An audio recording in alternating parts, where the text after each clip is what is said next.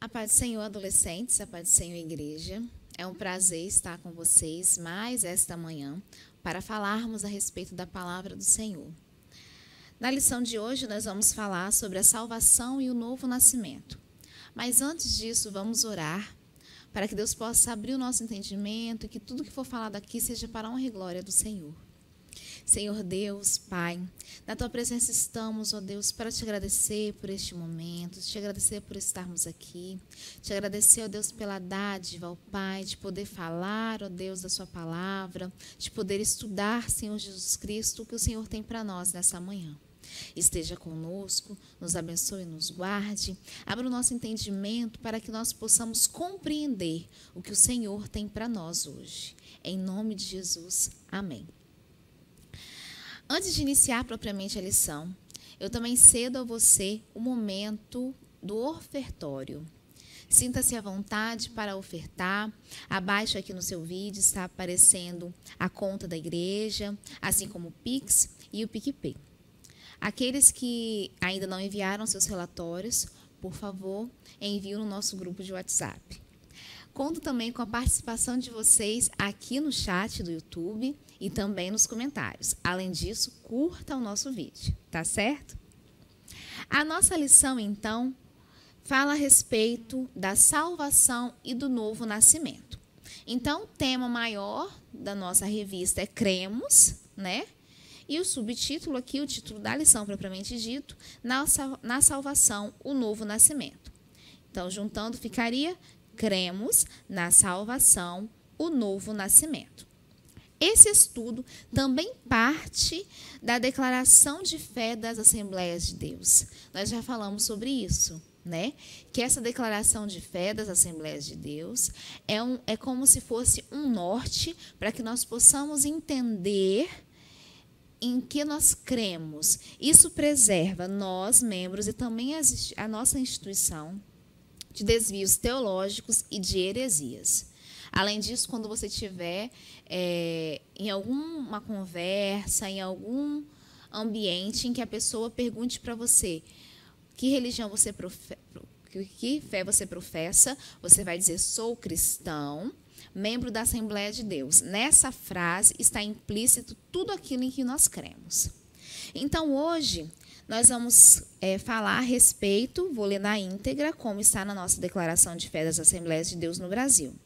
Cremos na necessidade absoluta do novo nascimento pela graça de Deus, mediante a fé em Jesus Cristo e pelo poder atuante do Espírito Santo e da palavra de Deus para tornar o homem aceito no reino de Deus. Esse trecho da nossa declaração de fé é inspirado em João, capítulo 3, do versículo 3 a 8, que é de onde foi tirado o nosso textuário, nós vamos falar sobre isso mais à frente, e também em Efésios, no capítulo 2, versículo do 8 e 9. Veja bem, gente, esse trecho da declaração de fé fala que na necessidade absoluta do novo nascimento pela graça de Deus, mediante a fé em Jesus Cristo e pelo poder atuante do Espírito Santo e da palavra de Deus para tornar o homem aceito no reino dos céus. Por que tornar? Porque todos nós somos pecadores. Então, nós temos, a partir da nossa natureza pecaminosa que nós temos, nós carregamos conosco, nós, à primeira vista, não somos de maneira nenhuma aptos a herdar o reino de Deus. Nós podemos herdar o reino de Deus a partir de quê? Desse novo nascimento, que é realizado como? Pela graça de Deus. Pela graça, porque nós não merecemos. Mediante a nossa fé em quem? Em Jesus Cristo e em tudo que Ele realizou quando Ele esteve aqui na terra. E além disso, pelo poder atuante do Espírito Santo e da palavra de Deus. Por isso é tão importante nós estarmos lendo a Bíblia, a palavra de Deus, frequentemente, como nós temos aqui no nosso plano de leitura diária. O nosso textuário é justamente em João, no capítulo 3, no versículo 3, que diz assim: Jesus respondeu: Eu afirmo ao Senhor que isto é verdade. Ninguém pode ver o reino de Deus se não nascer de novo. Gostaria que você abrisse a sua Bíblia devocional na página 299 e vamos ver o contexto desse texto áureo. Diz assim, página 299, João no capítulo 3, para aqueles que não têm a nossa Bíblia. E havia entre os fariseus um homem chamado Nicodemos, príncipe dos judeus. Então, veja bem, esse homem ele é apresentado como fariseu, príncipe dos judeus. Este homem, Nicodemos, foi ter de noite com Jesus. Isso é muito importante, nós vamos retomar esse fragmento. E disse-lhe: Rabi, bem sabemos que és mestre, vindo de Deus, porque ninguém pode fazer estes sinais que tu fazes se Deus não for com ele. Jesus respondeu e disse-lhe: na verdade te digo, que aquele que não nascer de novo não pode ver o reino de Deus, que é o nosso texto áureo. Disse-lhe Nicodemos: como pode um homem nascer sendo velho? Pode, porventura, tornar a entrar no ventre de sua mãe e nascer? Jesus respondeu: na verdade te digo, que aquele que não nascer da água e do Espírito não pode entrar no reino de Deus. O que é nascido da carne é carne, o que é nascido do Espírito é Espírito. Não te maravilhes de ter dito: necessário vos é nascer de novo. O vento assopra onde quer, e ouves a sua voz, mas não sabes de onde vem, nem para onde vai. Assim é todo aquele que é nascido do Espírito. Nicodemos respondeu e disse-lhe: como pode ser isto? Jesus respondeu e disse-lhe: tu és mestre de Israel e não sabes isto? Ou seja, você tem tanto conhecimento e não sabe sobre o que eu estou falando? Na verdade te digo, que nós dizemos o que sabemos e testificamos o que vimos, e não aceitais o nosso testemunho. Se vos falei de coisas terrestres e não crestes, como crereis se vos falar das celestiais? Se nas pequenas coisas eles não creram. Ora, ninguém subiu ao céu, senão o que desceu, o Filho do Homem, que está no céu. E como Moisés levantou a serpente no deserto, assim importa que o Filho do Homem seja levantado, para que todo aquele que nele crê não pereça, mas tenha vida eterna, o novo nascimento. Porque Deus amou o mundo de tal maneira que deu o seu Filho unigênito, para que todo aquele que nele crê não pereça, mas tenha vida eterna. Porque Deus enviou o seu Filho amado ao mundo, não para que condenasse o mundo, mas para que o mundo fosse salvo por ele. Quem crê nele não é condenado, mas quem não crê já está condenado, porquanto não crê no nome do unigênito Filho de Deus. E a condenação é esta, que a luz veio ao mundo, Jesus, e os homens amaram mais as trevas do que a luz, porque as suas obras eram más. Porque todo aquele que faz o mal odeia a luz e não vem para a luz, para que as suas obras não sejam reprovadas. Mas quem pratica a verdade vem para a luz, a fim de que as suas obras sejam manifestas, porque são feitas em Deus. Irmãos, eu li o contexto todo, geral, né, dessa parte do encontro de Jesus, do encontro de Nicodemos com Jesus, porque é Nicodemos que vai até Jesus, para nós refletirmos sobre algumas situações que estão aqui presentes nesse texto. O texto apresenta Nicodemos como fariseu, príncipe dos judeus. Essa pessoa vai ter, ou seja, era uma pessoa muito importante, e vai ter com Jesus de noite. Por que eu assinalei essa questão da noite? Porque Nicodemos ele parece esconder a sua fé e a sua crença em Jesus.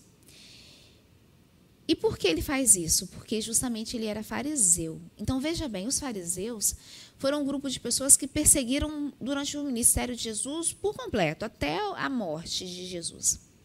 Então, nós observamos que, embora os fariseus declarassem que Jesus não era o Cristo, parte dessas pessoas acreditavam em Jesus, porque o Nicodemos diz no plural, veja bem. Rabi, bem sabemos que és mestre, vindo de Deus. Então, eles reconheciam que, pelo menos parte dos fariseus, reconheciam que Jesus era vindo de Deus. Mas o que eu achei interessante aqui é que Nicodemos não utiliza a palavra filho para se referir a Jesus. Ele utiliza a palavra mestre. Mestre vindo de Deus. Rabi, bem sabemos que és mestre vindo de Deus.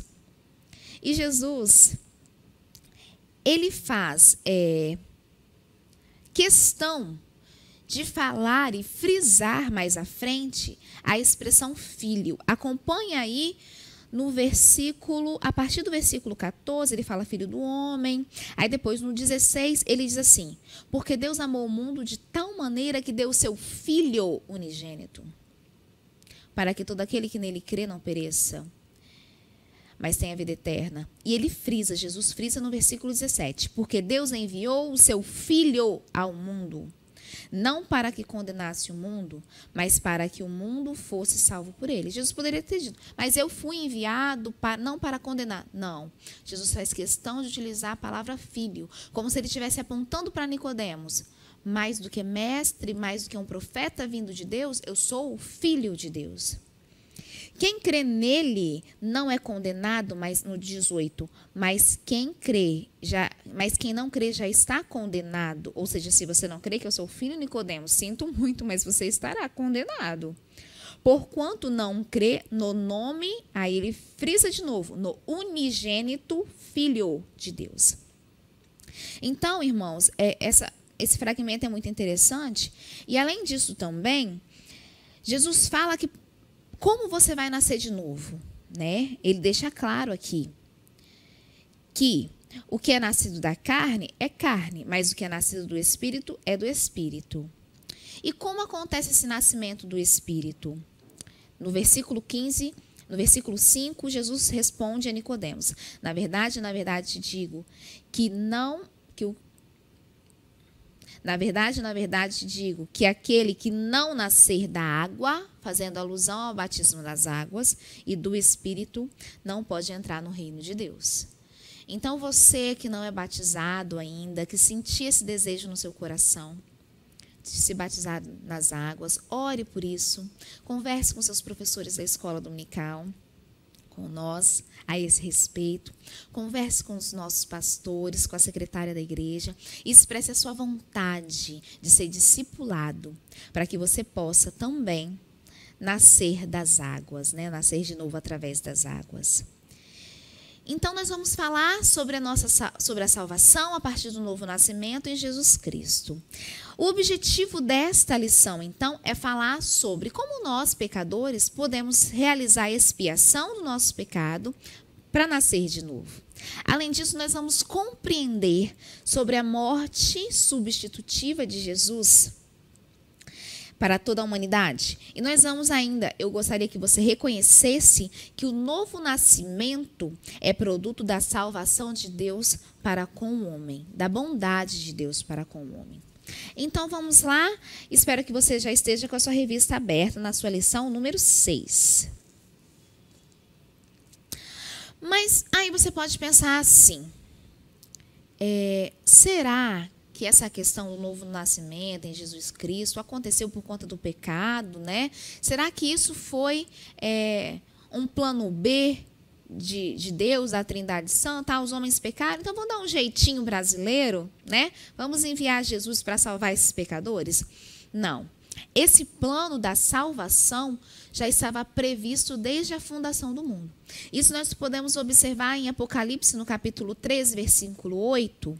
Na nossa Bíblia está na página 1401, que diz o seguinte: e adoraram a besta, todos os que habitam sobre a terra, esses cujos nomes não estão escritos no livro da vida do Cordeiro que foi morto desde a fundação do mundo. Então, veja bem, quando a Trindade Santa cria o homem, eles já têm a ideia da possibilidade do pecado.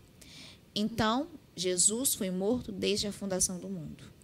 Vamos ver como isso aparece em Gênesis, no capítulo 3, do versículo 14 e 15. Diz o seguinte: Então o Senhor Deus disse à serpente: porquanto fizeste isto, né?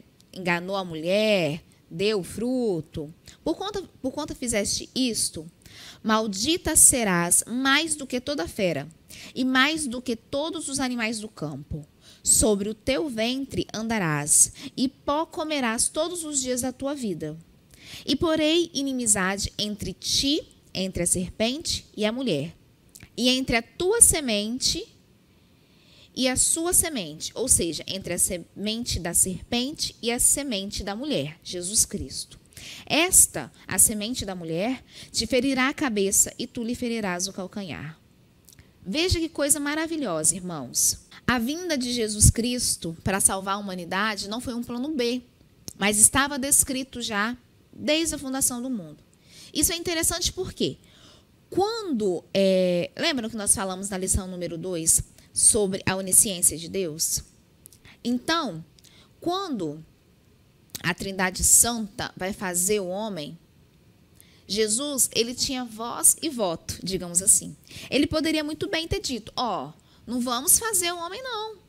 A humanidade vai pecar, a humanidade eu não vou ter que depois sofrer e morrer por esse povo, não. Esse povo que vai pecar, esse povo que vai cuspir na minha face, esse povo que vai me negar, esse povo que vai ser incrédulo. Então, eu não vou fazer isso. Não vamos criar um homem. Mas Jesus, ele opta por, sim, fazer o homem. E fazer o homem à sua imagem e semelhança. Como está lá no capítulo 1, no versículo 17, que diz: façamos o homem à nossa imagem, conforme a nossa semelhança. Então, veja bem como Jesus mostra-se amoroso, desde a fundação do mundo. A Trindade Santa sabia as possibilidades, as possíveis consequências da liberdade que deu ao homem. Mas ainda assim, opta por fazer um ser racional, um ser apto a discernir entre o bem e o mal e a escolher entre o bem e o mal, sabendo mesmo assim que nem sempre nós faríamos as melhores escolhas e por conta disso, Jesus Cristo deveria vir e morrer por nós. Mas antes da vinda de Jesus Cristo, como as pessoas tinham seus pecados perdoados? Nossos pecados estão perdoados em Jesus. Mas como isso acontece no Antigo Testamento? Né? Antes da vinda de Cristo, quando só tinha a promessa da vinda do Messias. Então vamos lá no primeiro tópico da lição. A expiação expia o quê? Expiação aqui não é de espiar pela greta da porta, não. Expiação aqui é no sentido de reparar um mal, ou seja, tem a ver com o pagamento de uma penalidade. Na prática, a expiação é o sacrifício pelo pecado de que alguém cometeu. E a expiação, o sacrifício, não é algo só do cristianismo. Isso acontece em várias religiões. Mas qual, então, a diferença entre o sacrifício bíblico cristão e o sacrifício das outras religiões? Primeira coisa, irmãos, a Bíblia não fala nada a respeito de sacrifício de humanos. Tá? Eu li isso na lição e achei interessante pesquisar a respeito, porque a gente acha que isso não existe hoje em dia, né? Hoje em dia não existe essa questão de sacrifício de humanos. E eu encontrei com muita facilidade uma reportagem na internet do grupo BBC que falava sobre a prática de sacrifícios humanos em Uganda. É isso mesmo, irmãos. Eu falei prática, ou seja, algo recorrente. A reportagem é uma reportagem investigativa. Eles tiveram acesso a um curandeiro, a um ex-curandeiro e a uma pessoa da força-tarefa contra a prática, né? E a reportagem é tão intensa, irmãos, que eu não vou nem fazer detalhamento aqui, porque eu acho que é muito pesado. Algumas partes da reportagem eu não consegui ler com profundidade, porque eu não tive estômago suficiente para ler com profundidade, irmão, sinceramente. Quando a parte quando eles começam a descrever como são feitos os sacrifícios. Essa reportagem é de 2010, tá? Mas falando um pouco por cima, assim, essa reportagem fala, eles tiveram contato então com um curandeiro, e esse curandeiro levou então a equipe de jornalistas da BBC ao altar onde eles sacrificavam as pessoas. Irmãos, eram sacrifícios de crianças. O sangue e os órgãos dessas crianças eram depositados em latas pequenas e colocadas na árvore onde sai a voz dos espíritos, com uma forma de sacrifício a esses espíritos. E esse curandeiro, ele fala que ele faz isso, ele atende os seus clientes cerca de 3 vezes na semana, irmãos. 3 vezes na semana, crianças são sacrificadas na Uganda por esta pessoa, fora pelas outras pessoas que o grupo BBC não teve acesso. Além disso, eles em contato com o ex-curandeiro, também os jornalistas, né? Esse ex-curandeiro hoje ele faz campanha contra a prática do sacrifício de crianças e adultos, né? Ele confessa que ele matou mais de 70 crianças, cerca de 70 crianças, incluindo o seu próprio filho. É isso mesmo, incluindo o seu próprio filho. O próprio filho dessa pessoa foi sacrificado. Não diz o nome, né? Para vocês verem que a situação é tão séria que eles têm uma força-tarefa contra o tráfico e sacrifício de humanos. E o chefe dessa força-tarefa conversou com o grupo BBC e falou que é uma prática que está crescendo muito em Uganda, né? Então, é uma situação, irmãos, que a gente acha que não acontece, né? Mas acontece sim. No cristianismo, isso não acontece, irmãos. No cristianismo, não temos relatos de sacrifícios de humanos. Isso tem que ficar muito claro. Além disso, o que difere o sacrifício cristão das outras religiões é que o sacrifício aqui é individualizado. Ou seja, isso mostra da justiça de Deus que nós falamos na lição número 2, né? Que o sacrifício é feito pelo pecado da pessoa, não da comunidade ou do outro. Ou seja, eu não serei penalizado porque o outro pecou. Deus é justo, né?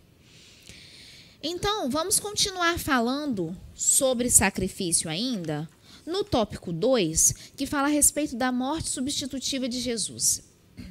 Acompanhe na sua revista aí, que diz assim: no Antigo Testamento, os sacerdotes apresentavam uma série de sacrifícios para salvar o povo e a si mesmos. Eles sacrificavam touros, bodes e ovelhas. No mês de março e abril, na nossa leitura devocional, fala a respeito dos sacrifícios. Eu busquei um site que fala muito didaticamente sobre isso. O nome do site é God Questions, que fala quais foram os sacrifícios do Antigo Testamento, ainda no Antigo Testamento, tá, irmãos? Diz o seguinte: tinham 5 tipos de sacrifícios principais: o holocausto, oferta de manjares, sacrifício pacífico, oferta pelo pecado e oferta pela culpa. Os sacrifícios voluntários têm 3. O primeiro, o holocausto, é um ato de adoração, ou seja, para expressar a devoção ou compromisso com Deus. Outro tipo de sacrifício voluntário, oferta dos manjares, que eram pães ou bolos assados. O propósito dessa oferta era expressar a gratidão em reconhecimento à provisão de Deus e à boa vontade imerecida para com a pessoa que estava fazendo aquele determinado sacrifício. Outra oferta voluntária é o sacrifício pacífico. Este aqui era qualquer animal imaculado do rebanho daquela pessoa que está fazendo o sacrifício. Esse sacrifício também é ação de graças e comunhão, seguido por uma refeição compartilhada. Além dos sacrifícios voluntários, tinham também os sacrifícios obrigatórios, isso no Antigo Testamento, friso. 2 sacrifícios obrigatórios estão previstos na lei do Antigo Testamento. O propósito da oferta, o primeiro, oferta pelo pecado.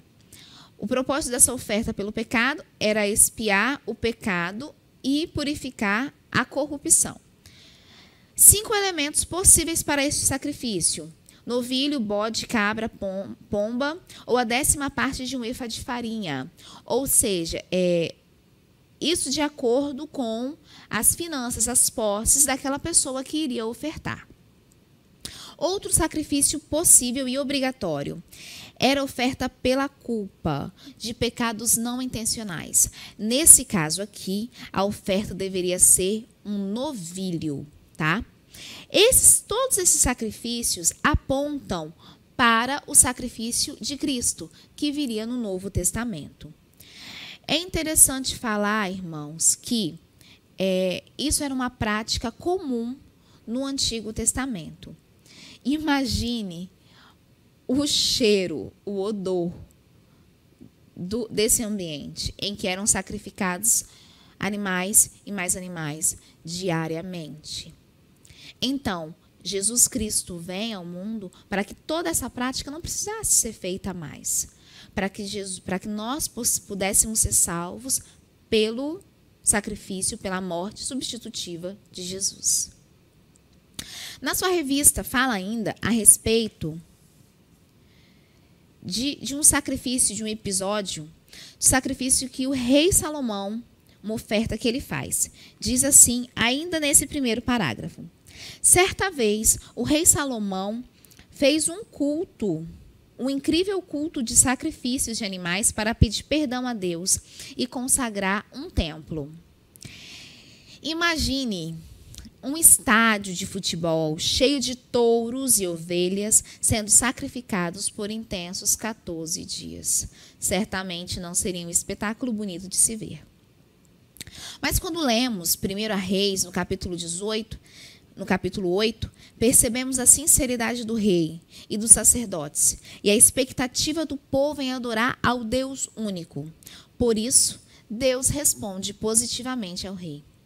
É interessante esse relato da revista, porque eu me lembrei da oferta de Caim e Abel. Por que Deus se alegra com o sacrifício de Abel e não com o sacrifício de Caim? Em Gênesis, no capítulo 4, do versículo 2 ao versículo 5, fala a respeito disso. Abel era pastor de ovelhas, E Caim, ele era agricultor, ele cuidava dos frutos da terra. E lá em Gênesis, neste capítulo, diz assim: e aconteceu ao cabo de dias que Caim trouxe do fruto da terra uma oferta ao Senhor. Ele trouxe uma oferta daquilo que ele trabalhava. Ele era agricultor, trouxe uma oferta do fruto da terra. E Abel também trouxe dos primogênitos das suas ovelhas e da sua gordura. E atentou o Senhor para Abel e para a sua oferta, mas para Caim e para a sua oferta não atentou. Irou-se Caim fortemente, descaiu-lhe o semblante. A partir de uma leitura rápida disso aqui, a gente fica assim, gente, mas por que Deus não olhou para a oferta de Caim, coitadinho de Caim? Mas vamos ler o texto pausadamente, irmãos.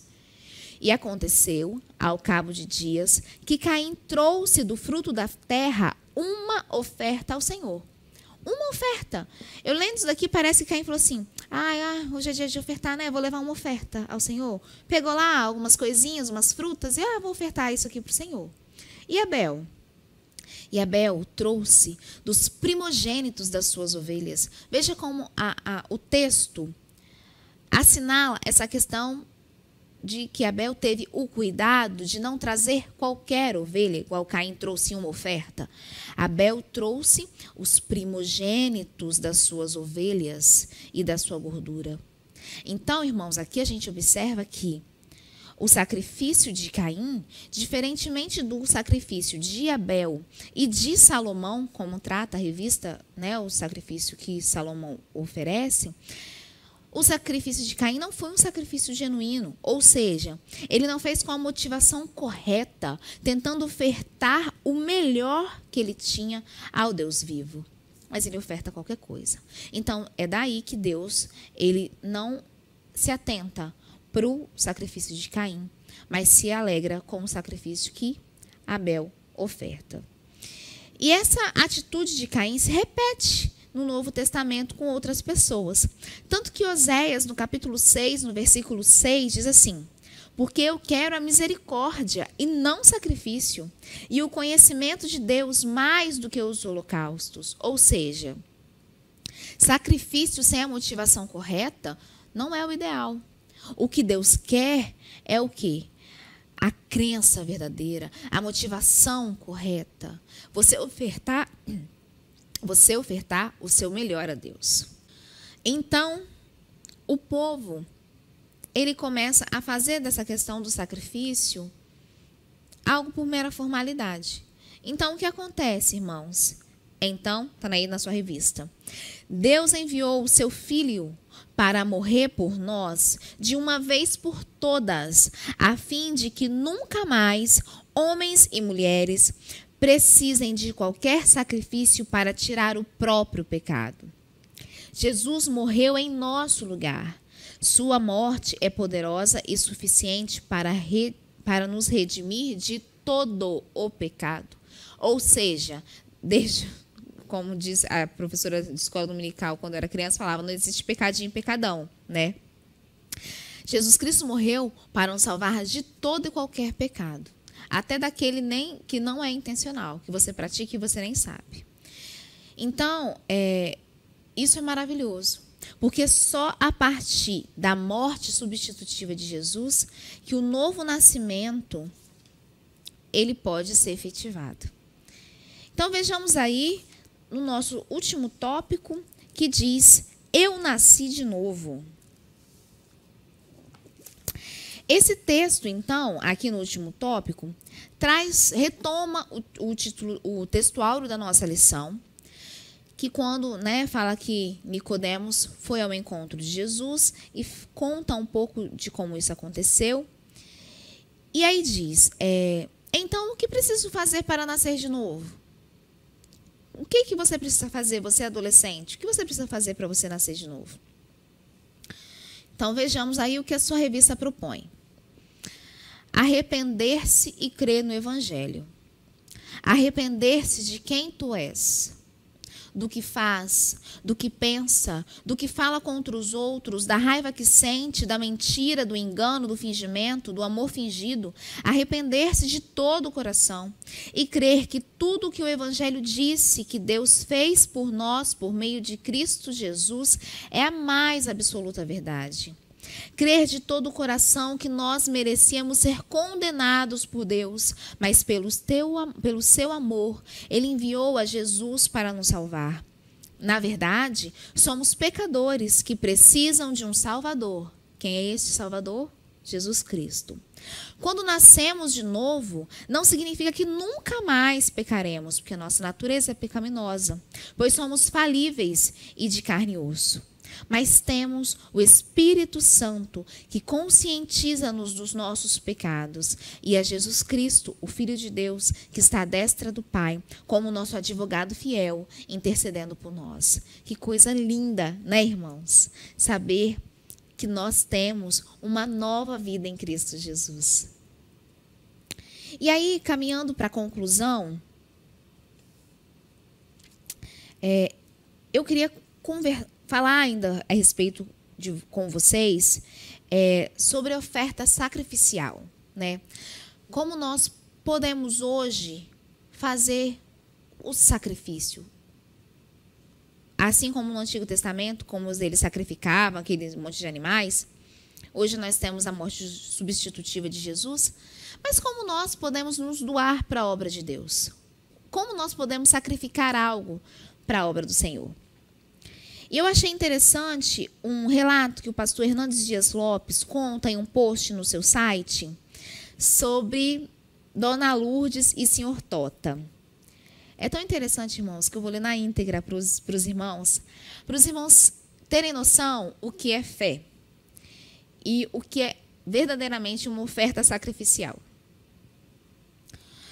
Diz assim: Dona Lourdes e Senhor Tota eram membros da Igreja Batista Missionária de Itaporanga nos idos de 2002, ou seja, mais ou menos por volta de 2002, no sertão da Paraíba.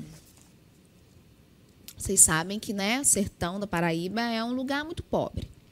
No domingo à noite, estavam no culto o Senhor Tota e a Dona Lourdes, quando o pastor fez um apelo veemente, ou seja, um apelo muito forte à igreja.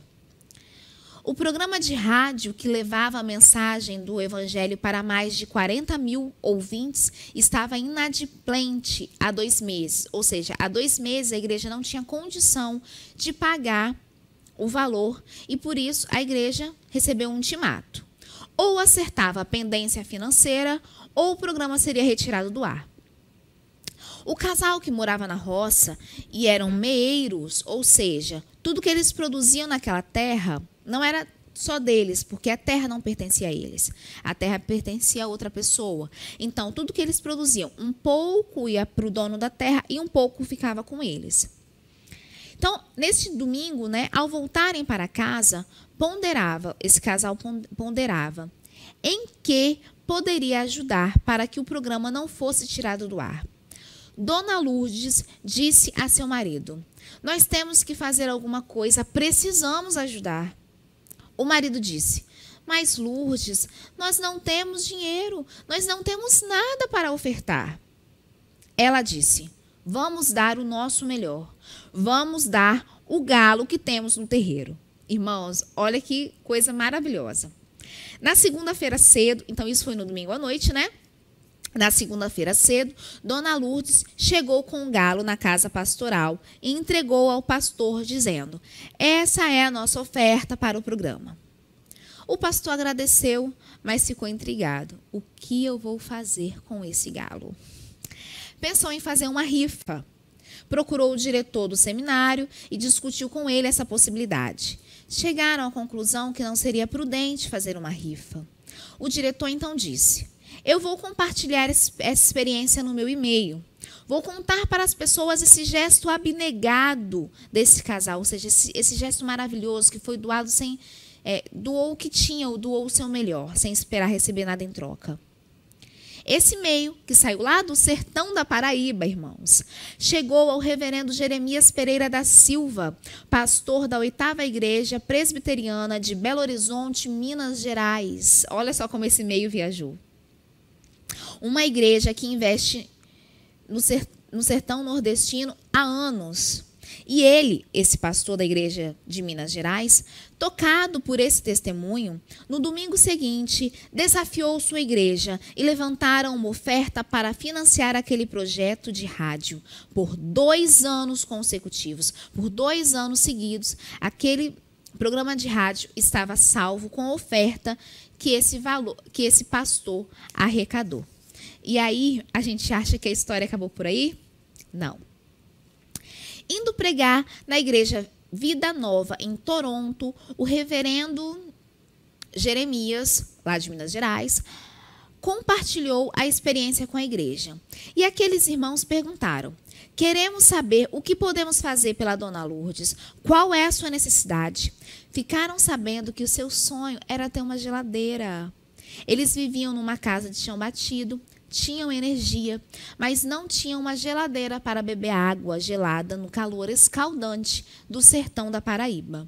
Seu desejo também, o desejo de Dona Lourdes, era fazer chup-chup para vender, para ganhar uns trocados.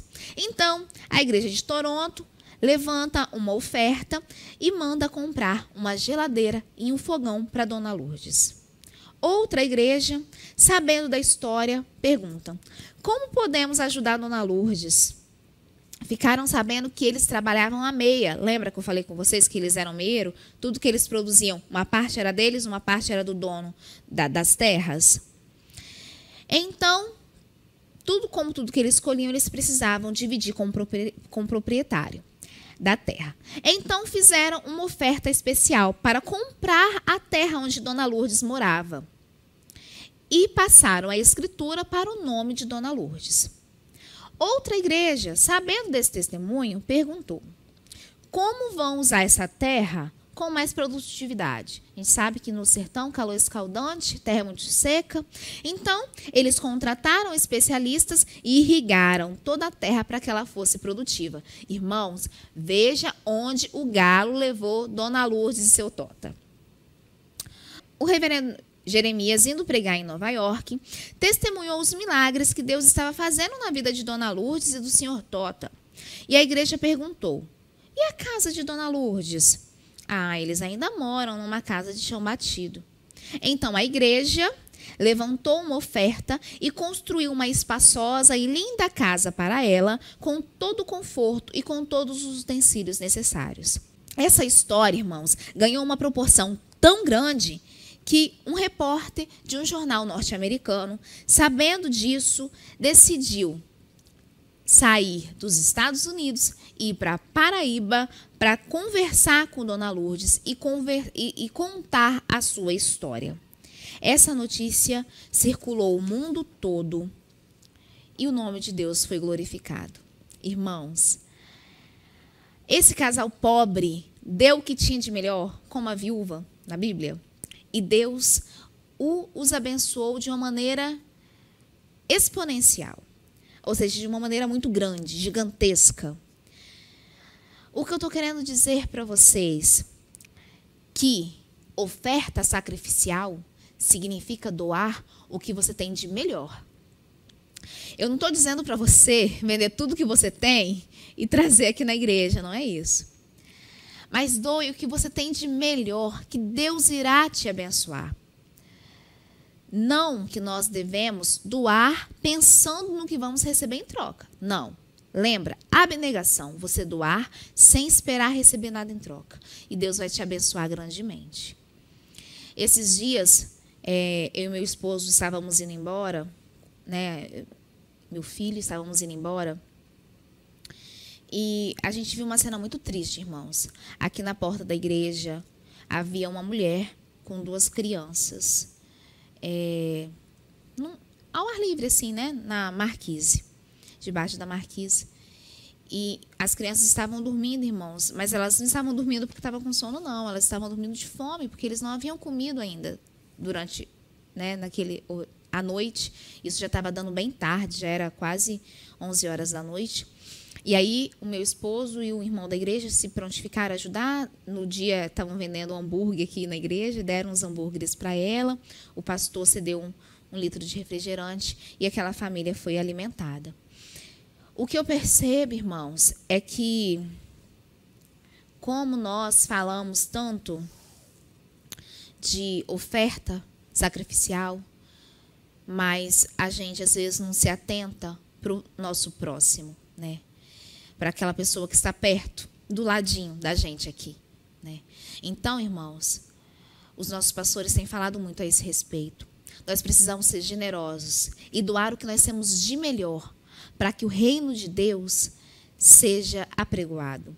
A gente vive numa sociedade em que as pessoas estão tão descrentes e são necessitadas de tantas coisas, não só espiritualmente, fisicamente também. Então, esse é um tempo em que nós, que somos um pouco mais abençoados do que as outras pessoas, precisamos doar, precisamos ajudar. O reino de Deus é mantido através do dinheiro, da oferta que está no bolso do seu povo. Então, por isso, irmãos, vamos doar de coração aberto, não esperando que Deus irá prover, mas Ele irá fazer isso, com certeza. Mas que essa não seja a nossa intenção. A gente viu que Dona Lourdes e o senhor Tota doaram o que eles tinham de melhor. Que nós possamos, nessa manhã, doar o que nós temos de melhor para a casa do Senhor. Que seja um valor financeiro, que seja a nossa mão de obra, que tudo que a gente for fazer para o reino de Deus, que nós façamos como se estivesse fazendo na nossa casa. porque assim eu acho que a gente vai ter um pouquinho mais de sensibilidade com o tanto que a obra do Senhor precisa. Vamos orar então? Senhor Deus, muito obrigada, Deus, por essa palavra. Muito obrigada, Senhor Jesus, por o Senhor ter estado conosco nessa manhã. Muito obrigada, Jesus, pela sua morte substitutiva, porque através dela nós não precisamos mais, ó Pai, sacrificar bodes, sacrificar cabras, sacrificar mais nada para a expiação do nosso pecado, porque o Senhor levou sobre si na cruz todo o nosso pecado. Muito obrigada, Deus. Muito obrigada, Espírito Santo. Muito obrigada, Deus Filho. Muito obrigada por tudo. Vem estar conosco ao longo desse dia, ao longo dessa semana. Nos dê um coração generoso para ofertar na sua casa. Nos dê, Senhor Jesus Cristo, a certeza que é o Senhor que nos traz, nos dá a provisão necessária. Muito obrigada, Senhor Jesus Cristo, pela sua graciosa palavra nesta manhã. Em nome de Jesus. Amém.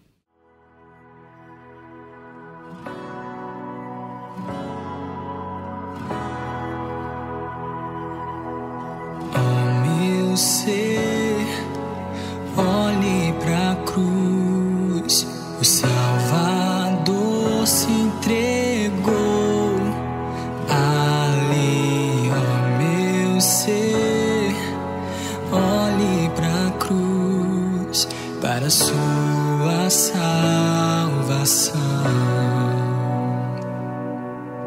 Ó meu ser, veja a cruz, o seu pecado ele cravou em si. Ó meu ser, veja a cruz, a sua salvação.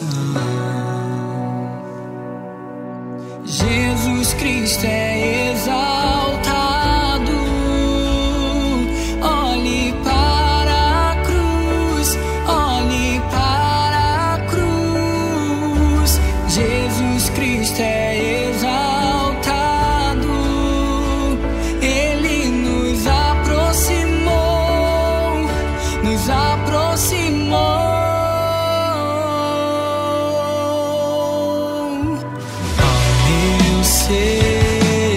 Confie que por sua dor ele te limpou. Ó meu ser, confie em sua salvação. Jesus Cristo é exaltado, olhe para a cruz, olhe para a cruz. Jesus Cristo é exaltado, ele nos aproximou, nos aproximou.